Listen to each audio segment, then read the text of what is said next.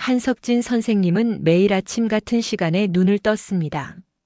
75세의 나이에도 시계 알람 없이 6시 30분이면 어김없이 일어났죠. 교직에 있을 때부터 몸에 밴 습관이었습니다. 은퇴한 지 10년이 지났지만 그의 몸은 여전히 학교 종소리에 맞춰져 있는 듯 했어요. 여보, 잘 잤어요? 한석진은 침대 옆 탁자에 놓인 사진을 향해 말을 건넸습니다. 사진 속 서윤이는 환한 미소로 그를 바라보고 있었어요. 5년 전 그녀가 세상을 떠난 후 이런 아침 인사는 그의 일상이 되었죠. 그는 천천히 침대에서 일어나 부엌으로 향했습니다. 커피 한 잔을 내리며 창밖을 바라봤습니다. 봄이 오고 있었어요. 아파트 단지에 심어진 벚나무들이 꽃망울을 터뜨리기 시작했죠. 서윤이가 좋아하던 계절이었습니다. 오늘은 무얼 할까? 혼잣말을 중얼거리며 달력을 바라봤어요. 빈 페이지뿐이었습니다. 은퇴 후 그의 일상은 단조로웠어요. 가끔 옛 동료 최경식 선생과 바둑을 두거나 근처 공원을 산책하는 것이 전부였습니다. 딸 한지민은 바쁜 대학 교수 생활 때문인지 한 달에 한 번 정도 전화를 걸어올 뿐이었어요. 그날 오후 한석진은 법원 근처 카페에 앉아 있었습니다. 이곳은 그가 일주일에 한 번씩 찾는 장소였어요. 옛 제자들을 만나는 것이 그에게는 큰 기쁨이었죠. 선생님, 반가운 목소리가 들렸습니다. 박태준, 그의 제자 중 한 명이 환한 얼굴로 다가왔어요. 지금은 꽤 유명한 변호사가 된 제자였습니다. 태준아, 잘 지냈니? 네, 선생님. 요즘은 어떻게 지내세요? 그저 그렇지. 늙은이가 뭐 특별한 일이 있겠니? 박태준은 잠시 망설이더니 낮은 목소리로 말했습니다. 선생님, 요즘 노인 재산 관련 사건이 많아서요. 특히 자녀들이 부모님 재산을 노리는 경우가 많아졌어요. 한석진은 눈썹을 살짝 치켜 올렸어요. 그래? 세상이 많이 변했구나. 특히 요즘은 부동산 가격이 올라서 그런지 부모님의 집을 노리는 경우가 많아요. 선생님도 조심하셔야 해요. 대화를 마치고 집으로 돌아오는 길 한석진은 묘한 불안감을 느꼈습니다. 그의 아파트는 서울 강남의 한복판에 위치해 있었고 10년 전만 해도 3억 원이었던 가격이 지금은 15억 원을 넘었어요. 혼자 사는 노인에게는 너무 큰 자산이었을지도 모릅니다. 집에 도착하자 갑자기 전화벨이 울렸어요. 딸 한지민이었습니다. 아버지, 내일 저녁에 같이 식사하면 어떨까요? 한석진은 놀랐습니다. 한지민이 먼저 연락해 온 것은 오랜만이었어요. 그래, 좋지. 내일 몇 시에 올 건데? 6시쯤이요. 도윤이랑 우진이도 같이 갈게요. 전화를 끊고 한석진은 창가에 서서 생각에 잠겼습니다. 왠지 모를 불안감이 그의 마음을 스쳐 지나갔어요. 그는 다시 한번 서윤이의 사진을 바라보았습니다. 여보, 내일 지민이네 가족이 오네. 좋은 일일까? 다음 날 저녁 한석진의 아파트 초인종이 울렸습니다. 문을 열자 딸 한지민과 사위 강도윤, 그리고 10살 손자 강우진이 환한 미소로 서 있었어요. 아버지, 잘 지내셨어요? 한지민이 다정하게 안부를 물으며 한석진을 꼭 안았습니다. 평소보다 훨씬 친근한 모습이었죠. 사위 강도윤도 평소와 달리 정중하게 허리를 숙이며 인사했어요. 장인어른, 오랜만입니다. 건강해 보이셔서 다행이네요. 손자 우진이는 할아버지에게 달려가 안겼습니다. 할아버지, 보고 싶었어요. 한석진은 갑작스러운 그들의 다정함에 어리둥절했지만 가족의 방문이 반가웠습니다. 특히 손자 우진이의 제잘거림은 적막했던 집안에 활기를 불어넣었어요. 자, 들어오렴. 뭐 먹고 싶은 거 있니? 한지민이 준비해온 음식 봉투를 들고 부엌으로 향했습니다. 아버지, 제가 아버지 좋아하시는 갈비찜 사왔어요. 그리고 수육도요. 식탁에 음식이 차려지고 네 사람은 오랜만에 함께하는 가족 식사를 즐겼습니다. 한석진은 오랜만에 느끼는 가족의 온기에 마음이 따뜻해졌어요.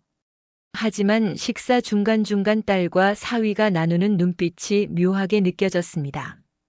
식사를 마치고 거실에서 TV를 보는데 사위 강도윤이 조심스럽게 말을 꺼냈어요. 장인어른 요즘 혼자 계시는 게 너무 걱정돼서요. 한석진은 차를 마시다 잠시 멈추었습니다. 걱정할 것 없다. 나 혼자서도 잘 지내고 있어. 그래도 아버님 이렇게 큰 아파트에 혼자 계시는 건 너무 외로우실 것 같아요. 한지민이 말을 이었습니다. 저희와 함께 사시면 어떨까요? 우진이도 할아버지랑 같이 살면 좋겠대요. 우진이가 고개를 끄덕였어요. 네. 할아버지, 우리 집에 같이 살아요. 제 방도 드릴게요. 한석진은 잠시 생각에 잠겼습니다. 물론 가끔은 외로움을 느낄 때도 있었지만 이 아파트는 서윤희와의 추억이 담긴 공간이었어요. 떠날 생각은 없었습니다. 고맙다만 난 여기가 편하단다. 너희들 신경 쓰지 마라. 강도윤이 한 발 더 다가왔습니다. 장인어른 사실 요즘 부동산 시장이 많이 불안해요. 이럴 때 자산 관리를 잘 하셔야 하는데. 한석진의 눈썹이 꿈틀거렸습니다. 어제 박태준과 나눈 대화가 머릿속을 스쳐 지나갔어요. 내 재산 걱정은 내가 할 필요 없다. 한석진의 목소리가 약간 차가워졌습니다. 한지민이 급히 끼어들었어요. 아버지, 그게 아니라 요즘 노인분들 대상으로 한 사기도 많고 해서요. 저희가 아버지 재산 관리를 도와드리면 어떨까 해서요. 밤이 깊어지고 문을 닫은 한석진은 묘한 기분에 사로잡혔어요. 오랜만에 가족과 함께한 시간은 분명 행복했지만 왠지 모를 불안감이 그의 마음을 떠나지 않았습니다. 그날 밤 한석진은 잠을 이루지 못했어요. 창밖으로 보이는 도시의 불빛들이 평소보다 차갑게 느껴졌습니다. 그는 서윤희의 사진을 바라보았어요. 여보, 오늘 지민이네 가족이 왔어. 근데 뭔가 이상해. 내 예감이 틀린 적이 없잖아. 한석진은 천천히 창가로 걸어갔습니다. 어둠 속에서 그의 눈빛만이 깊은 생각에 잠겨 있었어요. 수십 년간 학생들의 마음을 읽어온 그였습니다. 딸과 사위의 행동에서 무언가 숨겨진 의도를 느꼈지만 아직 확신할 수는 없었어요. 그는 침대로 돌아가 누웠지만 잠은 쉽게 오지 않았습니다. 평생을 교육자로 살아오면서 그는 진실과 거짓을 구분하는 눈을 길러왔어요. 그리고 지금 그 예리한 감각이 위험 신호를 보내고 있었습니다. 깊은 밤 한석진은 화장실에 가기 위해 잠에서 깼습니다. 복도를 지나던 중 낮은 목소리가 그의 발걸음을 멈추게 했어요. 베란다에서 들려오는 소리였습니다. 한석진은 조용히 소리가 나는 쪽으로 다가갔습니다. 여보, 이제 아버지 설득은 끝났어. 내일 서류만 가져가면 돼. 한지민의 목소리였습니다. 한석진은 숨을 죽이고 귀를 기울였어요. 그래도 너무 서두르는 거 아니야? 아버님이 의심하시는 것 같던데. 사위 강도윤의 목소리는 불안해 보였습니다.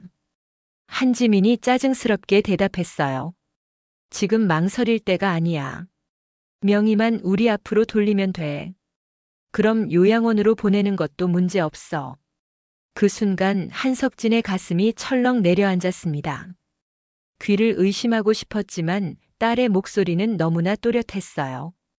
캐나다 이민은 어떻게 할 거야? 강도윤이 물었습니다. 아파트만 담보로 대출받으면 충분해. 빚만 갚고 나면 바로 떠날 수 있어. 한석진은 온몸이 얼어붙은 듯 했습니다. 다리에 힘이 풀려 벽에 기대어 섰어요. 그토록 사랑했던 딸 그리고 믿었던 사위가 자신의 아파트를 노리고 있었다니. 그는 가슴을 움켜쥐었습니다. 배신감과 충격으로 숨이 막혀왔어요. 조용히 자신의 방으로 돌아온 한석진은 침대에 털썩 주저앉았습니다. 벽에 걸린 서윤희의 사진이 슬픈 눈으로 그를 바라보는 것 같았어요. 윤희야. 우리가 그렇게 키운 딸이 아니었는데. 밤새 잠을 이루지 못한 한석진은 다음 날 아침 일찍 집을 나섰습니다. 목적지는 박태준의 법률사무소였어요. 신뢰할 수 있는 유일한 사람이었습니다. 선생님, 갑자기 무슨 일이세요? 박태준은 놀란 표정으로 한석진을 맞이했습니다. 태준아, 내 도움이 필요하구나. 한석진의 목소리는 흔들렸습니다. 그는 어젯밤 들은 대화를 모두 털어놓았어요. 박태준의 표정이 심각해졌습니다. 선생님, 제가 알아본 바로는 강도윤 씨가 최근 투자에 실패해서 5억 원 가까운 빚을 지고 있어요. 그리고 캐나다 이민 준비를 하고 있다는 소문도 있고요. 한석진은 충격에 고개를 떨구었습니다. 그럼 내 아파트를, 내 선생님의 아파트를 담보로 대출받고 도망갈 계획인 것 같습니다. 요즘 이런 케이스가 많아요. 한석진의 눈에서 눈물이 흘러내렸습니다. 평생 교직에 몸담으며 학생들에게 올바른 가치를 가르쳐왔던 그였습니다. 그런데 정작 자신의 딸은 가슴이 찢어지는 아픔이었어요. 어떻게 해야 할까, 태준아? 박태준은 잠시 생각에 잠기더니 결연한 표정으로 말했습니다. 선생님, 법적으로 대응하셔야 해요. 만약 강제로 서명을 유도하거나 사기를 치려 한다면 고소도 가능합니다. 내 딸을 고소하라고? 한석진의 목소리가 떨렸습니다. 최소한 협박용으로라도 준비해 두셔야 합니다. 그들이 선생님의 선한 마음을 이용하려 하고 있어요. 사무실을 나온 한석진은 무거운 발걸음으로 공원 벤치에 앉았습니다. 봄바람이 불어오는데 그의 마음은 한겨울처럼 차가웠어요. 주머니에서 지갑을 꺼내 서윤이와 함께 찍은 오래된 사진 한 장을 바라보았습니다. 윤희야, 내가 어떻게 해야 하지? 우리 지민이가 정말 이렇게 변해버린 걸까? 한석진의 눈에서 또다시 눈물이 흘러내렸습니다. 하지만 이내 그는 눈물을 닦고 일어섰어요. 평생 학생들에게 정의와 원칙을 가르쳐온 교육자로서 이번에도 그는 옳은 결정을 내려야 했습니다. 집으로 돌아가는 길 그의 전화기가 울렸습니다. 사위 강도윤이었어요. 장인어른, 오늘 오후에 중요한 서류를 가지고 찾아뵙겠습니다. 꼭 계셔주세요. 한석진은 잠시 침묵했다가 담담하게 대답했습니다. 그래, 기다리마. 전화를 끊고 한석진은 깊은 숨을 내쉬었습니다. 이제 결정의 시간이 다가오고 있었어요. 마음 한구석에서는 여전히 딸을 사랑하는 아버지의 마음이 있었지만 그보다 더 강한 원칙과 정의감이 그를 지배하고 있었습니다. 윤희야, 나 이제 알았어. 내가 무엇을 해야 할지. 오후 3시 한석진의 아파트 초인종이 울렸습니다. 현관문을 열자 사위 강도윤이 서류 가방을 들고 서 있었어요. 그의 뒤로는 한지민도 보였습니다. 두 사람의 표정은 어제와는 달리 긴장감이 느껴졌죠. 들어오게. 한석진은 담담하게 말했습니다. 거실에 자리를 잡은 강도윤은 가방에서 서류 몇 장을 꺼냈어요. 장인어른, 오늘 말씀드릴 게 있습니다. 사실 지금 부동산 시장이 불안정해서 장인어른의 자산을 보호하는 방법을 알아봤습니다. 한석진은 묵묵히 듣고만 있었어요. 강도윤이 계속해서 말을 이어갔습니다. 이 아파트를 지민이와 제 명의로 증여하시면 지금 증여 세율로는 많이 절약되실 겁니다. 나중에 더 높은 세율이 적용되기 전에 미리 처리해 두시는 게 좋을 것 같아요. 한지민이 말을 보탰어요. 아버지, 이건 아버지를 위한 거예요. 요즘 노인분들 대상으로 한범죄도 많고 혹시 모를 상황에 대비하는 거죠. 한석진은 천천히 서류를 받아들었습니다. 부동산 증여 계약서였어요. 그는 서류를 천천히 읽어 내려갔습니다. 50년 교직 생활 동안 수많은 서류를 검토해온 그였기에 내용을 정확히 파악하는 데는 시간이 오래 걸리지 않았어요. 이거 서명하면 이 아파트는 완전히 너희 소유가 되는 거구나. 강도윤이 얼른 대답했습니다. 네, 하지만 장인어른께서는 계속 여기 사실 수 있어요. 평생 거주권을 보장해드립니다. 한석진은 서류를 내려놓고 두 사람을 번갈아 바라보았어요. 그의 눈빛은 평온해 보였지만 내면에서는 폭풍이 일고 있었습니다.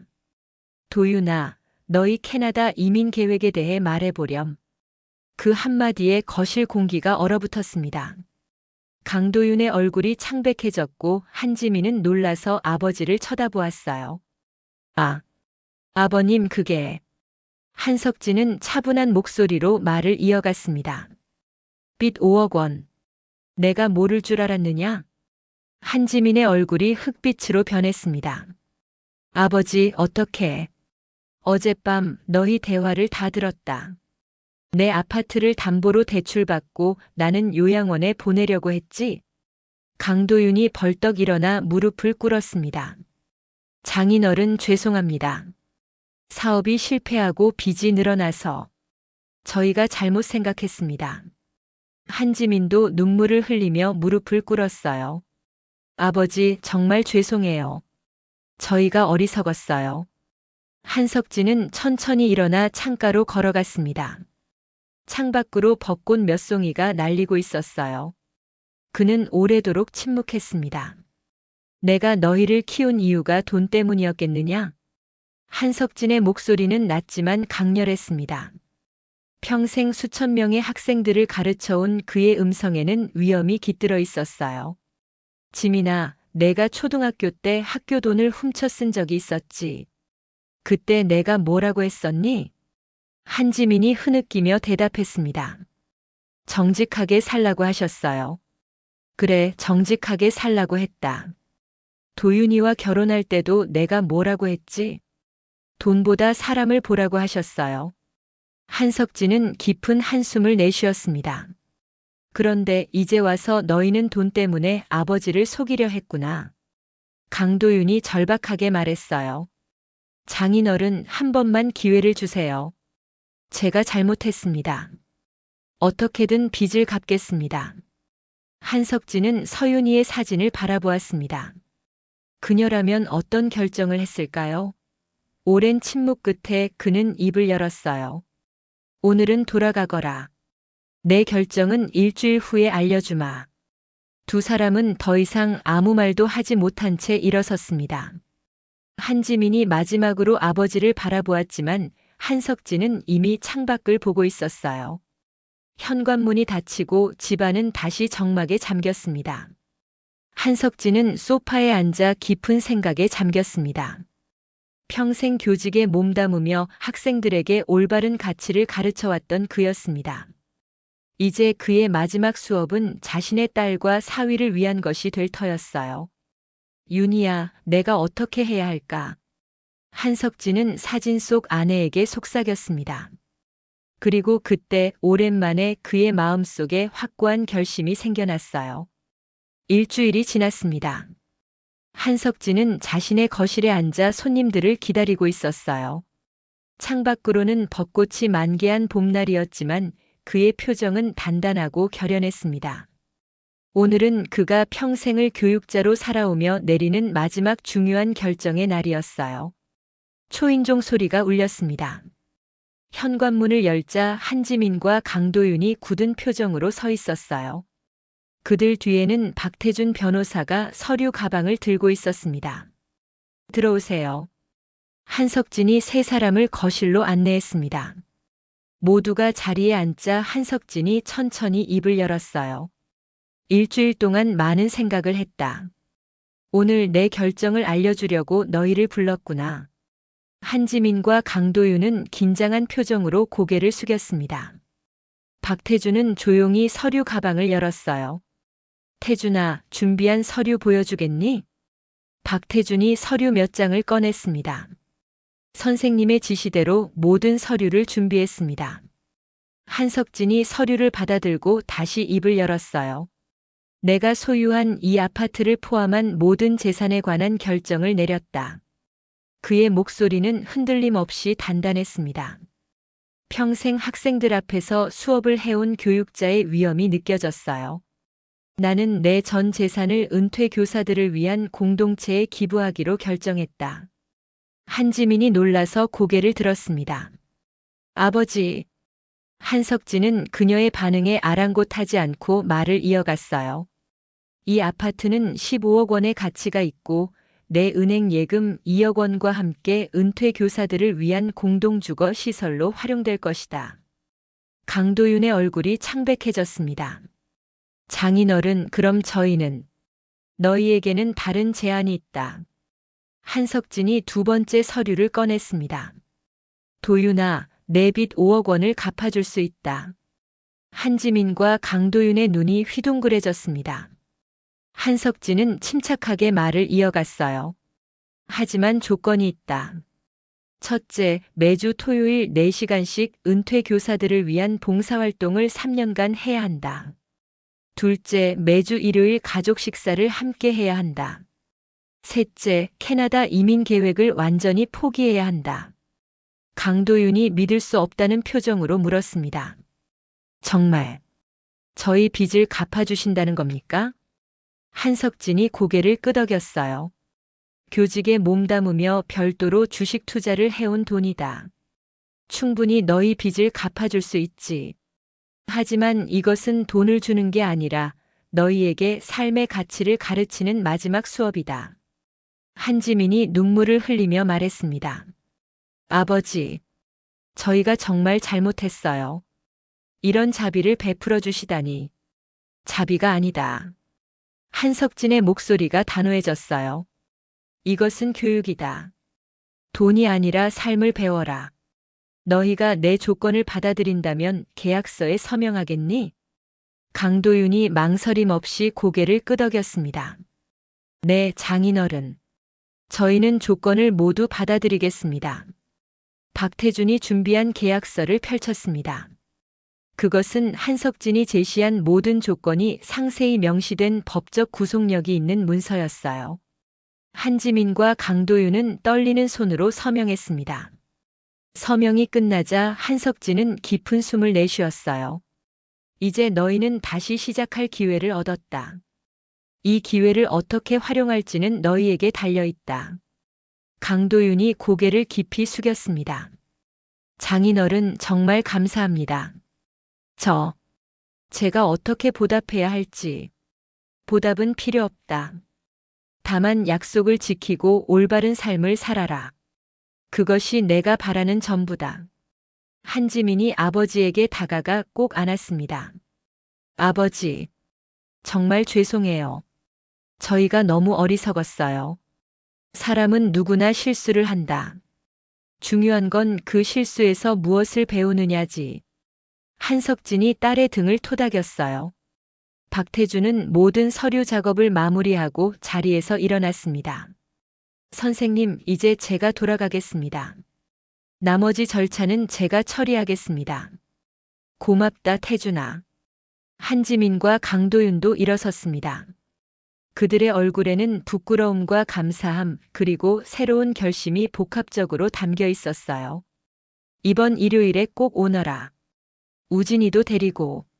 한석진이 말했습니다. 네, 아버지. 꼭 오겠습니다. 모두가 떠나고 한석진은 다시 혼자가 되었습니다. 그는 서윤이의 사진을 바라보았어요. 윤희야, 잘한 결정일까? 너라면 어떻게 했을까? 창밖으로 벚꽃이 흩날렸습니다. 그 순간 마치 바람이 서윤이의 목소리를 전해주는 것 같았어요. 잘했어, 당신. 아이들에게 진정한 부자가 무엇인지 가르쳐 주었네. 그로부터 한 달이 지났습니다. 한석진은 새로운 일상에 적응해 가고 있었어요. 매주 일요일 가족 식사는 어색했던 처음과 달리 점점 자연스러워졌습니다. 강도윤은 약속대로 매주 토요일 은퇴 교사들을 위한 봉사활동에 참여했고, 한지민도 남편과 함께하며 변화의 모습을 보이기 시작했어요. 이날도 한석진은 아침 일찍 일어나 창밖을 바라보았습니다. 벚꽃은 이제 모두 져버리고 푸른 잎이 자리 잡기 시작했어요. 계절이 변하듯 사람의 마음도 변하는 것인지 그는 문득 생각에 잠겼습니다. 전화벨이 울렸어요. 최경식 선생이었습니다. 석진 선생, 오늘 시간 있으세요? 은퇴 교사 공동체 설계도가 나왔는데 한번 보러 오시죠. 한석진은 반가운 목소리에 미소 지었습니다. 그래, 경식 선생. 10시쯤 갈게. 은퇴 교사들을 위한 공동체 프로젝트는 빠르게 진행되고 있었어요. 한석진의 아파트는 매각 절차가 진행 중이었고 그 자금으로 강남에서 조금 떨어진 곳에 작은 공동체를 만들고 있었습니다. 그곳은 은퇴한 교사들이 함께 모여 살며 서로를 돌보고 지역 아이들에게 무료로 교육 봉사도 하는 공간이 될 예정이었어요. 약속 장소에 도착한 한석진은 최경식과 다른 은퇴 교사들을 만났습니다. 석진 선생님 정말 대단하십니다. 최경식이 감격에 찬 목소리로 말했어요. 이런 아름다운 뜻을 실현해 주시다니. 한석진은 겸손하게 고개를 저었습니다. 별 말씀을. 평생 교육자로 살아왔는데 마지막까지 교육자답게 살고 싶었을 뿐이야. 설계도를 살펴보는 동안 한석진의 가슴은 뜨거운 감동으로 벅차올랐습니다. 이곳은 단순한 주거 공간이 아니라 삶의 지혜를 나누는 작은 학교 같은 곳이 될 것이었어요. 여기 중앙정원은 어떻게 생각하세요? 건축가가 물었습니다. 벚나무를 심으면 좋겠어요. 한석진이 대답했습니다. 봄이 되면 아이들이 벚꽃 아래서 책을 읽을 수 있을 테니까요. 오후 한석진은 작은 임시 아파트로 이사를 마쳤습니다. 15억 원짜리 큰 아파트에서 월세 70만 원짜리 작은 아파트로 옮긴 것이었어요. 하지만 그의 마음은 오히려 더 편안해진 듯 했습니다. 짐을 정리하고 있을 때 초인종이 울렸어요.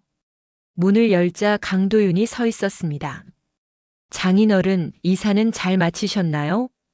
한석진은 사위를 맞이했습니다. 응, 방금 끝냈어. 들어오게.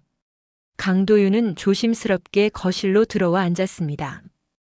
그의 얼굴은 한 달 전보다 훨씬 건강해 보였고 눈빛도 달라져 있었어요. 장인어른, 빚은 모두 정리됐습니다. 선생님 덕분에 새 출발을 할 수 있게 되었어요. 한석진은 고개를 끄덕였습니다. 잘 됐구나. 앞으로의 계획은? 제 전공을 살려서 경제학 강의를 시작했습니다. 평일 저녁에는 지역 아동센터에서 아이들에게 경제 교육도 하고 있고요. 한석진의 눈에 반가움이 스쳤습니다. 그래, 선생님 일을 하고 있구나. 강도윤이 부끄러운 듯 웃었어요. 네. 사실 봉사활동을 시작하면서 아이들을 가르치는 일이 제게 맞는다는 걸 알게 되었습니다. 돈을 줬기보다 제가 가진 지식을 나누는 게 더 행복하더군요. 한석진은 깊은 미소를 지었습니다. 그의 마음속에 작은 승리감이 일었어요. 이것이 바로 그가 원했던 교육의 결과였으니까요. 도윤아, 선생님이 되는 건 어때? 너에게 맞는 직업일 수도 있겠다. 강도윤의 눈이 반짝였습니다. 사실 그 생각을 하고 있었습니다. 대학원에 다시 들어가서 교직 이수를 할까 생각 중이에요. 대화를 나누던 중 또다시 초인종이 울렸습니다. 한지민과 손자 우진이 찾아온 것이었어요. 아버지, 새 집 잘 정리하셨어요? 한지민이 들어서며 물었습니다. 그럼 벌써 다 끝냈지. 우진이가 할아버지에게 달려가 안겼습니다. 할아버지, 저 상 받았어요. 그래? 무슨 상인데? 우진이가 자랑스럽게 상장을 꺼냈습니다. 봄 봉사활동 우수상이라고 적혀 있었어요. 와, 우진이 정말 대단하구나. 한지민이 말했습니다. 아버지, 우진이가 요즘 학교에서 친구들을 많이 도와준대요. 아버지 닮아가나 봐요. 한석진의 가슴이 따뜻해졌습니다. 그는 서윤이의 사진을 바라보았어요. 변화는 이미 시작되고 있었습니다. 딸과 사위, 그리고 손자까지. 비록 어려운 과정을 거쳤지만 결국 그들은 돈보다 더 소중한 가치를 배우고 있었어요. 오늘 저녁 같이 먹자. 내가 새집들이 겸해서 맛있는 거 시켜올게. 한지민이 웃으며 고개를 저었습니다. 제가 요리해 왔어요, 아버지. 아버지 좋아하시는 갈비찜이에요. 한석진의 눈시울이 뜨거워졌습니다. 그는 창밖을 바라보았어요. 어느새 해가 저물고 있었지만 그의 마음속에는 새로운 희망의 빛이 떠오르고 있었습니다. 1년이 흘렀습니다. 한석진의 작은 아파트에는 아침부터 활기찬 기운이 감돌았어요. 오늘은 은퇴 교사들을 위한 공동체 벚꽃마을의 완공식 날이었습니다. 한석진은 오랜만에 넥타이를 매며 거울 앞에 섰어요. 윤희야, 오늘이 드디어 그날이구나. 우리가 꿈꿔왔던 그날이야. 서윤희의 사진은 여전히 그의 곁을 지키고 있었습니다. 한석진은 사진 속 아내의 미소가 오늘따라 더 환하게 느껴졌어요. 초인종 소리가 울렸습니다. 문을 열자 최경식 선생이 정장 차림으로 서 있었어요. 준비 다 됐나? 중요한 날인데. 그래, 방금 끝냈어. 한석진이 대답했습니다.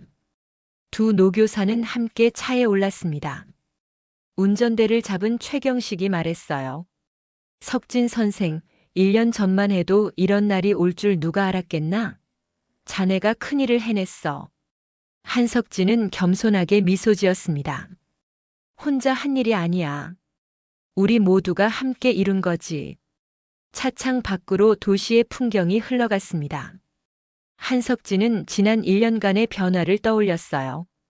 강도윤은 약속대로 매주 토요일마다 봉사활동을 이어왔고 놀랍게도 그 과정에서 교육의 가치를 발견해 대학원에 진학했습니다. 한지민도 변화했어요. 그녀는 다시 가정에 충실하게 되었고 아버지와의 관계도 회복했습니다. 벚꽃마을에 도착하자 많은 사람들이 모여 있었어요.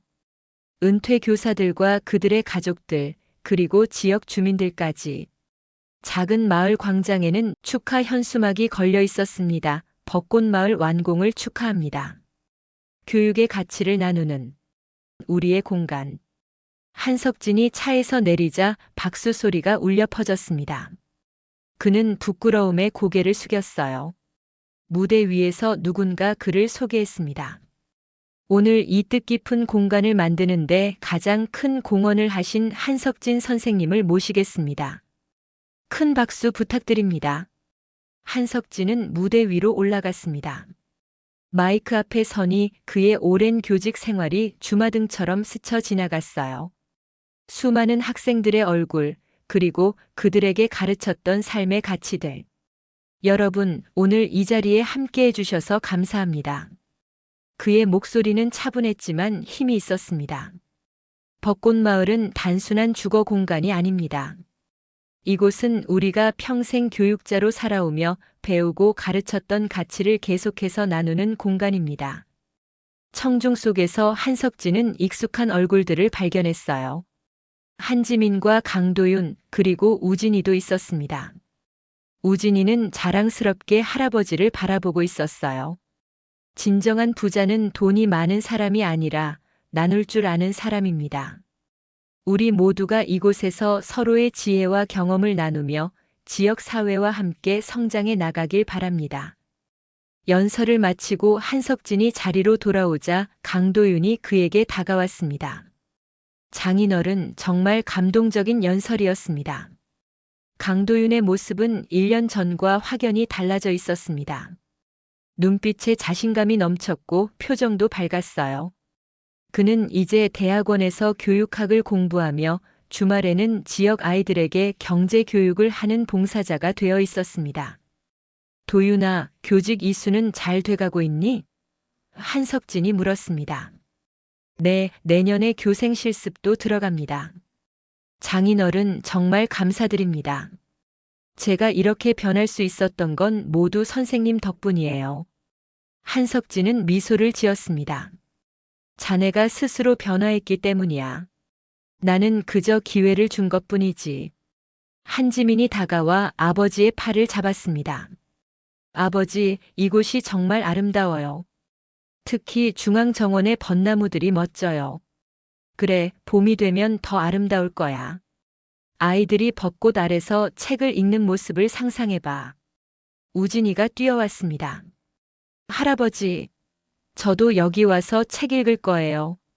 한석진은 손자의 머리를 쓰다듬었어요. 그래, 우진아. 할아버지가 여기서 너에게 많은 이야기를 들려줄게. 완공식이 끝나고 한석진은 조용히 벚꽃마을의 중앙정원을 거닐었습니다. 아직 어린 벚나무들이 바람에 살랑거렸어요. 그는 벤치에 앉아 깊은 숨을 내쉬었습니다. 옆자리에 누군가 앉았어요. 오랜 제자 박태준이었습니다. 선생님 정말 대단하십니다. 이런 아름다운 공간을 만드시다니. 한석진은 고개를 저었어요. 태준아, 내가 그때 나를 도와주지 않았다면 이런 일도 없었을 거야. 고마워. 아닙니다, 선생님. 제가 오히려 많은 것을 배웠습니다. 특히 선생님의 용기와 결단력은 지금도 제게 큰 가르침이 됩니다. 한석진은 하늘을 바라보았습니다. 푸른 가을 하늘 아래 그의 마음은 평온했어요. 그는 문득 이것이 교육자로서의 마지막 수업이 아니라 새로운 시작임을 깨달았습니다. 태준아, 삶이란 끊임없이 배우고 가르치는 과정이구나. 나는 이제야 그것을 진정으로 이해하게 된 것 같아. 태준은 존경의 눈빛으로 스승을 바라보았습니다. 선생님의 가르침은 앞으로도 계속될 겁니다. 이 벚꽃마을을 통해서요. 하늘에서 한 장의 낙엽이 천천히 내려와 한석진의 무릎에 앉았습니다. 그는 그 낙엽을 조용히 바라보았어요. 마치 서윤이가 보낸 작은 메시지 같았습니다. 겨울이 지나고 벚꽃마을의 첫 봄이 찾아왔습니다.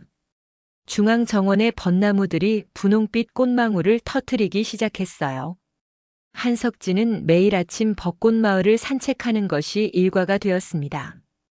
그는 이제 마을 내 작은 아파트에 살고 있었고 다른 은퇴 교사들과 함께 지역 아이들을 위한 교육 봉사활동을 이어가고 있었어요. 석진 선생님 좋은 아침입니다. 마을을 걷던 한석진은 최경식의 밝은 인사에 고개를 들었습니다. 두 노교사는 벚나무 아래 벤치에 나란히 앉았어요. 벌써 1년이 지났군. 최경식이 말했습니다. 우리 벚꽃마을이 자리를 잘 잡은 것 같아. 한석진은 고개를 끄덕였어요. 그래, 생각보다 많은 것이 변했어. 자네 가족도 많이 변했지. 특히 사위 강도윤 씨 요즘 교생 실습 열심히 한다며? 한석진의 얼굴에 미소가 번졌습니다. 그래, 다음 달이면 교사 자격증을 받게 돼. 그리고 벌써 학교에서 자리까지 제안받았다고 하더군. 정말 놀라운 변화야. 자네가 그를 교육자의 길로 인도한 거지. 한석진은 고개를 저었습니다. 아니, 그 안에 이미 교육자의 자질이 있었던 거야. 단지 돈에 눈이 멀어 그것을 보지 못했을 뿐이지. 두 사람은 잠시 벚꽃이 흩날리는 풍경을 바라보았습니다. 마을 입구에서 아이들이 웃으며 뛰어노는 모습이 보였어요. 토요일 교육 봉사 시간이 다가오고 있었습니다. 오늘도 수업하나? 최경식이 물었어요. 그래, 오늘은 삶의 가치에 대해 이야기해 볼 생각이야. 한석진은 천천히 일어나 교실로 향했습니다. 그곳에는 이미 10여 명의 아이들이 기다리고 있었어요. 한 모퉁이에서는 강도윤이 조용히 수업 준비를 돕고 있었습니다. 안녕하세요, 선생님들. 아이들이 반갑게 인사했어요. 한석진은 환한 미소로 아이들을 맞이했습니다. 오늘은 특별한 이야기를 들려줄 거예요. 진정한 부자가 누구인지에 대한 이야기죠. 수업이 진행되는 동안 교실 밖에서는 한지민이 다른 주민들과 함께 벚꽃 축제 준비를 하고 있었습니다. 그녀는 이제 지역 사회 봉사활동에 적극적으로 참여하며 아버지의 가르침을 실천하고 있었어요. 오후가 되자 벚꽃마을에는 많은 방문객들이 찾아왔습니다. 첫 번째 벚꽃 축제를 즐기기 위해서였죠. 한석진은 수업을 마치고 축제장으로 나왔습니다. 할아버지, 우진이가 달려와 한석진을 안았어요. 제가 상을 또 받았어요. 우진이는 자랑스럽게 상장을 보여주었습니다. 나눔 실천상이라고 적혀 있었어요. 우진아, 정말 대단하구나. 한석진이 손자를 안아들었습니다. 한지민이 다가와 말했어요. 아버지, 우진이가 학교에서 친구들을 많이 도와준대요. 그리고 용돈을 모아서 불우이웃 돕기 성금도 냈대요. 한석진의 눈시울이 뜨거워졌습니다. 손자에게까지 교육의 가치가 이어지고 있었어요. 축제는 저녁까지 이어졌습니다. 벚나무 아래에서 주민들과 방문객들이 함께 음식을 나누고 이야기를 나누었어요. 한석진은 그 모습을 바라보며 깊은 행복감을 느꼈습니다. 밤이 깊어가자 사람들은 하나둘 집으로 돌아갔습니다. 한석진은 혼자 남아 벚꽃 아래 벤치에 앉았어요. 달빛에 비친 벚꽃이 은빛으로 빛났습니다. 옆에서 발자국 소리가 들렸어요. 강도윤이었습니다. 장인어른 아직 안 주무셨네요. 응, 조금 더 이 풍경을 보고 싶어서. 강도윤이 한석진 옆에 앉았습니다. 장인어른 정말 감사드립니다. 제가 이렇게 변할 수 있었던 것은 모두 선생님 덕분입니다. 한석진은 고개를 저었어요. 아니야, 도윤아. 내 안에 이미 선생님의 자질이 있었어. 단지 그것을 발견하지 못했을 뿐이지. 하지만 장인어른께서 기회를 주지 않으셨다면 저는 여전히 돈만 쫓고 있었을 겁니다. 한석진은 조용히 미소 지었습니다. 우리 모두에게는 인생의 전환점이 있는 법이야. 중요한 건 그 순간에 올바른 선택을 하는 거지. 밤하늘에 별이 반짝였습니다. 두 사람은 한동안 침묵 속에서 벚꽃 향기를 맡으며 앉아 있었어요. 다음 주에 교사 임용 면접이 있습니다. 강도윤이 말했어요. 잘 될 거야. 넌 이제 진정한 교육자의 자질을 갖췄으니까. 강도윤이 고개를 숙였습니다. 장인어른의 마지막 수업이 저에게는 인생의 가장 큰 교훈이 되었습니다. 한석진은 천천히 일어섰어요. 이제 들어가자. 내일도 중요한 하루가 우리를 기다리고 있으니까. 두 사람이 걸어가는 동안 벚꽃이 살랑거리며 그들의 어깨 위로 흩날렸습니다. 한석진은 문득 서윤이를 생각했어요. 집에 돌아온 한석진은 서윤이의 사진을 바라보았습니다. 윤이야, 결국 모든 것이 잘 되었다. 너라면 기뻐했겠지? 창밖으로 벚꽃이 흩날렸습니다. 그 순간 마치 바람이 서윤이의 목소리를 전해주는 것 같았어요. 당신이 해낸 일은 단순히 돈을 기부한 것이 아니에요. 삶의 진정한 가치를 가르쳤어요. 한석진은 창가에 서서 깊은 숨을 내쉬었습니다.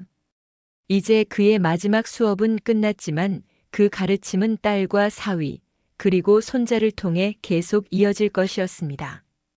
그것이 바로 진정한 교육자의 유산이었어요.